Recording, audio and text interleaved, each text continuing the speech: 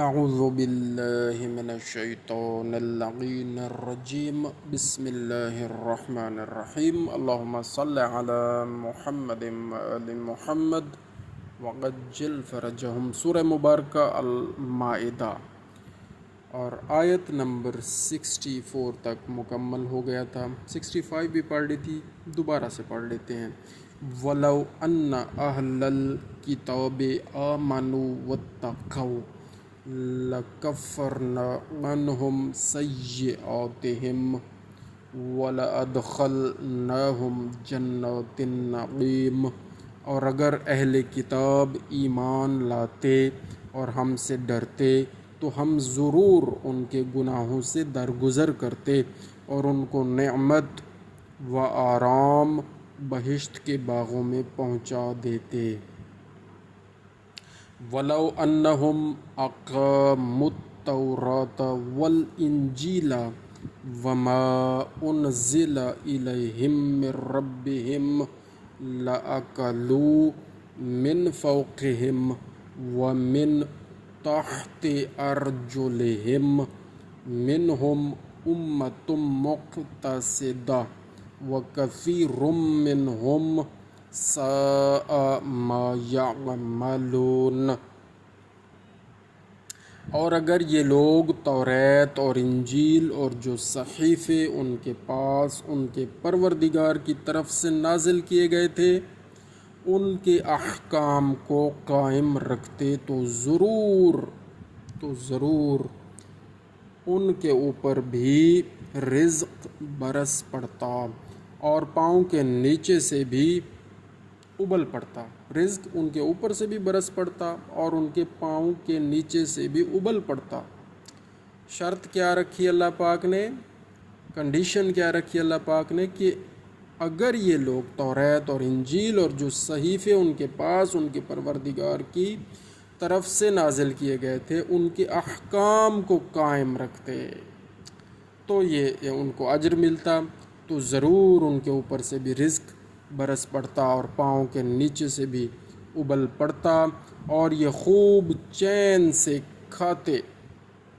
ان میں سے کچھ لوگ تو اعتدال پر ہیں مگر ان میں کے بہتیرے جو کچھ کرتے ہیں برا ہی کرتے ہیں۔ ان میں سے بہتیرے جو کچھ کرتے ہیں برا ہی کرتے ہیں۔ اللہ تعالیٰ آسانیاں فرمائے ہم سب کے لیے اور قرآن کریم پر عمل کرنے کی ہمت، قوت، ہدایت اور توفیق عطا فرمائے رکھے۔ ارشاد رب العالمین ہے قرآن کریم میں، یا ایہا الرسول بلغ ما انزل الیک من ربک وَإِن لَّمْ تَفْعَلْ فَمَا بَلَّغْتَ رِسَالَتَهُ وَاللَّهُ يَعْصِمُكَ مِنَ النَّاسِ إِنَّ اللَّهَ لَا يَهْدِي الْقَوْمَ الْكَافِرِينَ۔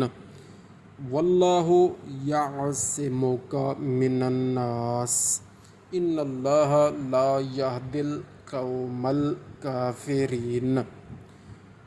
اے رسول صلی اللہ علیہ وآلہ وسلم، جو حکم آپ کے پروردگار کی طرف سے آپ پر نازل کیا گیا ہے پہنچا دو، اس کی تبلیغ کر دو۔ بلغ کا لفظ قرآن کریم میں رسول اللہ صلی اللہ علیہ وآلہ وسلم کو صرف اسی آیہ مبارکہ میں اللہ تعالیٰ نے حکم فرمایا کہ وہ پہنچا دو حکم جو آپ کے پروردگار کی طرف سے آپ پر نازل کیا گیا، اور بڑی سخت آیت ہے۔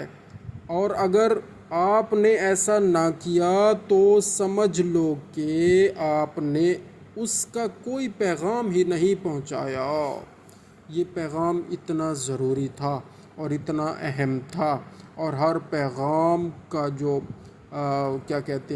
ہر پیغام کی جو روح ہوتی ہے، تمام انبیاء جو تشریف لائے حضرت آدم علیہ السلام سے لے کر سید الانبیاء آخری نبی خاتم مرسلین حضرت محمد مصطفیٰ صلی اللہ علیہ وآلہ وسلم تک جو پیغام اللہ تعالیٰ کا لائے ان سب کا نچوڑ یہ تھا کہ اللہ تعالیٰ نے فرما دیا کہ اے رسول جو حکم آپ کے پروردگار کی طرف سے آپ پر نازل کیا گیا ہے پہنچا دو، اور اگر آپ نے ایسا نہ کیا تو سمجھ لو کہ آپ نے اس کا کوئی پیغام نہیں پہنچایا، کوئی پیغام ہی نہیں پہنچایا۔ اتنا اہم تھا یہ حکم۔ اور آپ ڈرو نہیں، اللہ آپ کو لوگوں کے شر سے محفوظ رکھے گا۔ اللہ اکبر، یعنی رسول اللہ صلی اللہ علیہ وآلہ وسلم کو پہلے معلوم تھا کہ یہ جو پیغام اللہ تعالیٰ کی طرف سے نازل ہوا ہے، یہ جو حکم نازل ہوا ہے، اس کے پہنچانے کے بعد لوگوں میں کھلبلی مچے گی، لوگوں کا کچھ شر ہوگا اور لوگ جھگڑیں گے، اور لوگ یعنی اس پیغام پہنچانے کے بعد رسول اللہ کو قتل کرنے کی بھی سازش کی گئی اور کوشش بھی کی گئی، لیکن کیونکہ اللہ پاک نے قرآن کریم میں یہ سند نازل فرما دی تھی کہ آپ ڈرو نہیں، اللہ آپ کو لوگوں کے شر سے محفوظ رکھے گا، تو پھر اللہ تعالیٰ نے محفوظ رکھا بھی صحیح۔ ان اللہ لا یہدی القوم الکافرین، اللہ ہرگز کافروں کی منزل کو اللہ ہرگز کافروں کی قوم کو منزل مقصود تک نہیں پہنچاتا۔ اور اب اس کی تفصیل دیکھتے ہیں کہ وہ حکم کون سا تھا جو اللہ تعالیٰ نے رسول اللہ کو اتنی تاکید کر کے پہنچانے کا دیا۔ تو یہ دراصل غدیر خم کا واقعہ ہے جو حاشیہ پر یہاں پر تھوڑا سا موجود ہے۔ لکھا گیا ہے کہ ابن ابی حاتم نے ابو سعید خدری سے روایت کی ہے کہ یہ آیت غدیر خم میں حضرت علی علیہ السلام کے بارے میں نازل ہوئی۔ اسی وجہ سے ابن مردویہ نے ابن مسعود سے روایت کی ہے کہ ہم لوگ رسول اللہ صلی اللہ علیہ وآلہ وسلم کے زمانہ میں اس آیت کو یوں پڑھتے تھے، یا ایہا الرسول بلغ ما انزل الیک من ربک ان علی مولی المؤمنین وَإِن لَّمْ تَفْعَلْ فَمَا بَلَّغْتَ الرِّسَالَةَ وَاللَّهُ يَعْصِمُكَ مِنَ النَّاسِ۔ تو کیا ہے جی ترجمہ، کیا بنے گا ترجمہ؟ اے رسول صلی اللہ علیہ وآلہ وسلم جو حکم دو اس بات کا، لائٹ چلی گئی، حکم دو اس بات کا،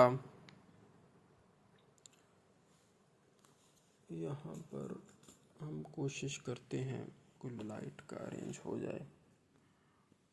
ارشد اس کا وہ ٹارچ کیسے چلے گی؟ جی تو ہم یہ پڑھ رہے تھے کہ یا ایہا الرسول بلغ ما انزل الیک من ربک، آیت اس طرح پڑھی جاتی تھی، ان علی مولی المؤمنین وَإِن لَّمْ تَفْعَلْ فَمَا بَلَّغْتَ رِسَالَةَ وَاللَّهُ يَعْصِمُكَ مِنَ النَّاسِ۔ اے رسول جو حکم دو اس بات کا کہ علی علیہ السلام تمام مومنین کے حاکم ہیں، حاکم یعنی سرپرست ہیں، حکم دینے والے ہیں، تمہارے پروردگار کی طرف سے تم پر نازل کیا گیا، یعنی اے رسول جو حکم آپ کے پروردگار کی طرف سے آپ پر نازل کیا گیا ہے، اور وہ یہ حکم تھا کہ علی علیہ السلام مولی المؤمنین ہیں، مومنین کے مولا ہیں، تو وہ پہنچا دو۔ اور پھر رسول اللہ نے پہنچایا اور اعلان فرمایا، من کنت مولاہ فہذا علی مولا۔ حمد کے بعد اور باقی کافی سارا خطبہ دینے کے بعد یہ پیغام رسول اللہ نے غدیر خم کے موقع پر تقریباً 1.25 لاکھ صحابہ کے مجمع میں جو تازے حج کر کے آئے ہوئے تھے ان کو اس مقام پر روک کر یہ اللہ کا حکم پہنچا دیا۔ تو پہنچا دیا کہ جس کا میں مولا ہوں اس کا یہ علی مولا ہے۔ تو جب جو رسول اللہ کو مولا مانے گا وہی مولا علی علیہ الصلوۃ والسلام کو مولا مانے گا، جو رسول اللہ کو حاکم مانے گا اپنے اوپر، سرپرست مانے گا اپنے اوپر، وہی دراصل مولا علی علیہ الصلوۃ والسلام کو بھی اپنا حاکم اور اپنا سرپرست مانے گا۔ تو جو لوگ انکار کرتے ہیں مولا علی علیہ الصلوۃ والسلام کو مولا ماننے سے اور حاکم ماننے سے، تو وہ دراصل رسول اللہ کو مولا نہیں مانتے، اور جو رسول اللہ کو مولا نہیں مانتا وہ دراصل اللہ کے حکم کی خلاف ورزی کرتا ہے، اور وہ اللہ کو بھی مولا نہیں مانتا۔ تو یہ سارا سلسلہ ہے، اور یہ اتنا اہم حکم تھا کہ رسالت کا کوئی کام نہیں کیا، اللہ تعالیٰ نے فرما دیا اگر نہ پہنچایا تو علی علیہ الصلوۃ والسلام وہ ذات، وہ ہستی ہیں کہ جن کے بغیر رسالت، جن کا پیغام، جن کی ولایت کے اعلان کے بغیر، جن کے مولا ہونے کے اعلان کے بغیر، جن کے حاکم اور سرپرست ہونے کے اعلان کے بغیر رسول اللہ صلی اللہ علیہ وآلہ وسلم کی رسالت کا کام مکمل ہی نہیں ہوتا، کوئی کام بھی نہیں گنا جاتا۔ یہ اتنا اہم کام ہے، یعنی رسالت گنی ہی نہیں جائے گی، رسالت کا کوئی کام گنا ہی نہیں جائے گا، اور وہ بھی رسول اللہ کا، سید الانبیاء کا، جو تمام انبیاء کے سردار ہیں، اور جہاں پر رسالت آ کے مکمل ہو رہی ہے، وہ ولایت کے اعلان کے بغیر مکمل نہیں ہے۔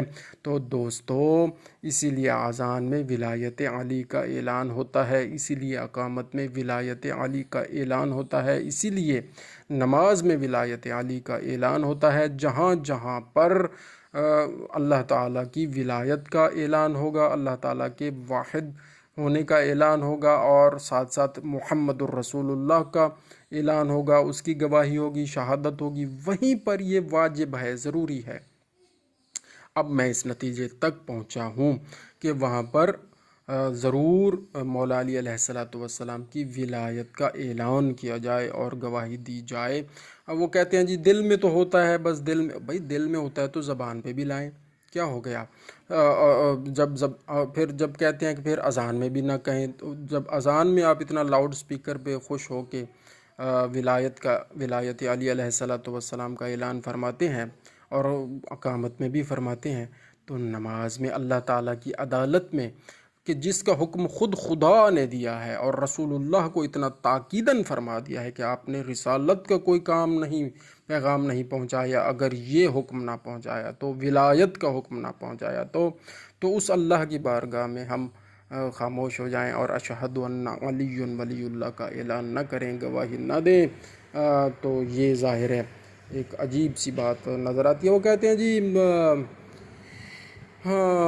کوئی نئی وحی تو نہیں آ گئی، کوئی یہ تو نہیں ہو گیا۔ بھائی جان پھر اذان میں ختم کر دو، اقامت میں ختم کر دو، ٹھیک ہے نا جی۔ اور پھر یہ وحی تو آپ کے سامنے قرآن کریم کی صورت میں شروع سے موجود ہے، اب تھوڑی آئی ہے، یہ تو اللہ تعالیٰ نے خود فرما دیا بلغ ما انزل الیک من ربک، اور وہ ولایت کا اعلان ہے، وہ مولا علی علیہ الصلوۃ والسلام کی ولایت کا اعلان ہے۔ اور علماء اور کافی علامہ صاحبان نے تحقیق کی ہے، اور مولا امام علی رضا علیہ الصلوۃ والسلام سے پوچھا گیا کہ کیا ہم پڑھ سکتے ہیں تشہد میں شہادت دے سکتے ہیں، ائمہ معصومین کے نام لے سکتے ہیں، دعا میں کیا لے سکتے ہیں، قنوت میں، اور کیا تشہد میں لے سکتے ہیں؟ تو مولا نے فرمایا اجمل ہم، بالکل اجمالاً لے لیں یا خوبصورتی کے ساتھ لے لیں، یہ دو ترجمے ہیں، تو اجمالاً لیں، آپ کی مرضی، خوبصورتی کے ساتھ لیں، آپ کی مرضی۔ تو اجمالاً میں اگر آپ کا یہ عقیدہ ہے کہ درود شریف پڑھتے ہیں جو تشہد میں، تو اس میں اجمالاً مولا علی علیہ الصلوۃ والسلام کی ذات مبارکہ موجود ہے، تو ٹھیک ہے، میرا خیال ہے، میری تحقیق ابھی تک یہی ہے کہ ٹھیک ہے، یہ بھی انشاءاللہ اللہ پاک قبول فرمائیں گے۔ آپ یہ اعلان کر رہے ہیں اور یہ آپ کی فراست فہم ہے، تو ٹھیک ہے، جزاک اللہ خیر، اللہ تعالی ہمیں خیر و برکت عطا فرمائے۔ آگے تھوڑا سا رہ گیا، تمہارے پروردگار سے، اچھا، اے رسول جو حکم دو اس بات کا کہ علی علیہ الصلوۃ والسلام تمام مومنین کے حاکم ہیں، اور تمہارے پروردگار کی طرف سے تم پر نازل کیا گیا ہے پہنچا دو، یعنی جو حکم نازل کیا گیا ہے وہ یہی تھا کہ علی علیہ الصلوۃ والسلام تمام مومنین کے حاکم ہیں، یہ حکم پہنچا دو، اور اگر تم نے ایسا نہ کیا. اچھا تم کا لفظ پتہ نہیں کیوں لکھتے ہیں, یہ تھوڑا سا ادب ہونا چاہیے. آپ کا لفظ لکھ دیں تو کیا کیا قیامت آ جائے گی, کیا مصیبت ہو جائے گی. تھوڑا سا ادب و احترام بھی ہو جائے گا. اگر آپ نے ایسا نہ کیا تو سمجھ لیں کہ آپ نے اس کا یعنی اللہ کا کوئی پیغام ہی نہیں پہنچایا, رسالت کا کوئی کام ہی نہیں کیا. اللہ اکبر. تو یہ سارے آپ کے سامنے موجود ہیں, اور نیچے تھوڑی سی اور ڈیٹیل بھی پڑھ لیتے ہیں. 17/8 مطبوع مصر میں, صفحہ نمبر 398. 17 نمبر 8 مطبوع مصر. سچ یوں ہے کہ جناب رسالت معاب صلی اللہ علیہ وآلہ وسلم ایک عرصہ سے چاہتے تھے کہ علی بن ابی طالب علیہ السلام کو اپنا خلیفہ نامزد کر دیں, ان کے خلیفہ ہونے کا اعلان فرما دیں, جبکہ وہ دعوت ذوالعشیرہ میں جو پہلی اسلام کی دعوت تھی اس میں تو رسول اللہ صلی اللہ علیہ وآلہ وسلم نے جب اللہ تعالیٰ کی وحدانیت کا اعلان اور دعوت دی, سب کو اعلان کیا, تو ساتھ یہ بھی بتایا کہ جو بھی میرا ساتھ دے گا اس معاملے میں تو وہ میرا خلیفہ ہوگا, وہ میرا وصی ہوگا, وہ میرا جانشین ہوگا. تو وہ تو پہلے دن ہی, اور وہ مولا علی علیہ السلام نے 3 مرتبہ اٹھ کے یہ اعلان کیا, تو وہ تو اسی دن سے طے ہو چکا تھا, منشور کا اعلان ہو چکا تھا. لیکن جب جو اسلام آگے بڑھا اور احکامات آگے گئے تو آگے فائنلی یہ مہر لگانی ضروری تھی. اللہ تعالیٰ نے پھر اس آیت مبارکہ کو نازل فرمایا اور مہر لگائی. تو رسول اللہ صلی اللہ علیہ وآلہ وسلم ایک عرصہ سے چاہتے تھے کہ علی بن ابی طالب علیہ السلام کو اپنا خلیفہ نامزد کر دیں, مگر کچھ اپنے ساتھیوں کی مخالفت کے خوف سے اس پر اقدام نہ کرتے تھے. آخر اللہ نے آخری حج کے بعد راستے میں یہ تاکیدی حکم نازل فرمایا. تب تو حضرت مجبور ہو گئے, اور ایک مقام پر جس کا نام غدیر خم تھا, 1,00,000 آدمیوں کے سامنے. اب یہاں 1,00,000 لکھا ہوا ہے, کچھ روایات میں 1,25,000 لکھا ہوا ہے. چلیں بہرحال یعنی کثیر حجاج کرام حج کر کے جو آ رہے تھے, ان کے سامنے اپنا خلیفہ نامزد کیا, اور پھر لوگوں نے حضرت علی علیہ السلام کی خلافت و ولایت کی مبارکباد دی. شعراء نے قصیدے نظم کیے. حسان بڑے مشہور شاعر تھے, کا یہ شعر مشہور ہے, فقال لہو کم یا علی فإننی رضیتک من بعدی اماما وہادیا. بعض لوگوں کو یہ ولی عہدی کی خبر سن کر رنج ہوا, اور رسول صلی اللہ علیہ وآلہ وسلم کے پاس مباحثہ کرنے کو آئے, اور آخر ان پر بجلی گری اور فنار ہوئے. اور اللہ نے بھی اس کی خبر قرآن میں دے دی, اور وہ آیت کون سی تھی؟ سال سائل بعذاب. یہ آخری پارے میں ہے میرا خیال ہے سورہ مبارکہ, کہ ایک سائل نے سوال کیا کہ عذاب نازل ہو. اللہ اکبر. تو یہ وہی تھا جس نے ولایت علی علیہ السلام کو نہیں مانا تھا. اللہ اکبر. تو پھر اللہ تعالیٰ نے نازل کر دیا عذاب اس پر. اللہ تعالیٰ ہمیں قرآن کریم پر صحیح طریقے سے عمل کرنے کی ہمت, قوت, ہدایت اور توفیق عطا فرمائے. قرآن کریم کا پیغام صحیح سمجھنے کی, اس کے پیغام پر صحیح عمل کرنے کی توفیق عطا فرمائے, اور اس کا پیغام صحیح آگے پہنچانے کی توفیق و ہمت اور ہدایت عطا فرمائے. آمین بجاہ النبی الکریم وجہ معصومین. اللہم صلی علی محمد وآل محمد وعجل فرجہم.